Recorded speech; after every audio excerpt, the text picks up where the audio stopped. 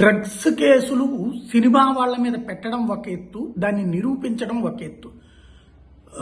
Cinema వాళ్ళ మీద పెట్టినప్పుడు భారీ ప్రచారం జరుగుతోంది, వాళ్ళ క్యారెక్టర్ అసాసినేషన్ జరుగుతోంది, వాళ్ళకి సంబంధించి ఒక నెగిటివ్ క్యాంపెయిన్ జరుగుతోంది. వాళ్ళు మానసికంగా నలుగుతున్నారు.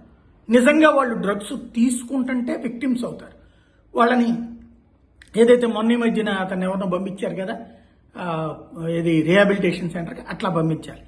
అలా కాకుండా డ్రగ్స్ని అమ్ముతుంటే కనుక అమ్ముతుండగా పట్టుకోవడం, లేదా అది ఉండగా పట్టుకుంటే ఖచ్చితంగా డ్రగ్ ఫెడలర్ అవుతారు.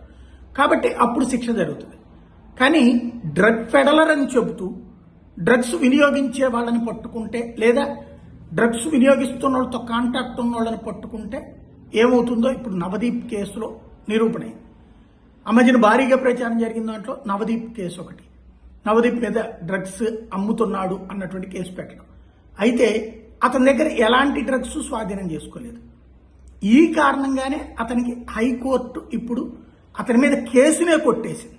హైకోర్టులో వాదనల సందర్భంగా నవదీప్ మీద అంతా ఊహాజనితమైనటువంటి కేసు తప్పించి, ఎవరి దగ్గర ఫోన్ ఆయన ఉందంటే అతను సెలబ్రిటీ, అతని ఫోన్ నెంబర్ ఎవరెవరి దగ్గర ఉంటుంది, ఆ ఉన్నటువంటి వాళ్ళు గబక్కన ఫోన్ చేస్తే ఎత్తచ్చును ఎత్తకపోవచ్చును.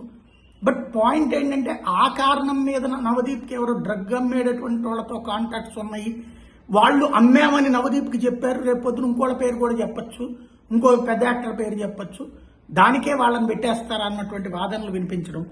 డ్రగ్స్ నవదీప్ దగ్గర దొరకలేదు కాబట్టి అతని మీద కేసు కొట్టేస్తున్నట్టుగా తెలంగాణ హైకోర్టు ప్రకటించింది. నవదీప్కి ఒక పెద్ద ఊరట.